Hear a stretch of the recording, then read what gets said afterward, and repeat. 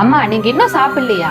இல்லம்மா, செவ்வாய்க்கிழமை வெள்ளிக்கிழமை வாரத்துல 2 நாள் விரதம் இருக்கிறேன். உங்க அண்ணனுக்கு ஒரு நல்ல பொண்ணா கிடைச்சா போதும். உங்க நல்ல மனசுக்கு எல்லாம் நல்லதா தான் நடக்கும். உங்களுக்கு வரப்போற மருமக ரொம்ப கொடுத்து வச்சவ.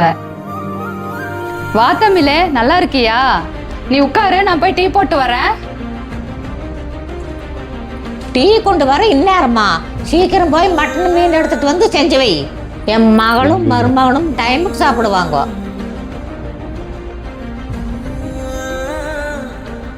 இன்னைக்கு உங்க அண்ணி செஞ்ச மீன் குழம்புல ஊர்பட்டு காரம் போட்டு வச்சிருக்கிறா. அவ வேலைக்கே ஆக மாட்டா.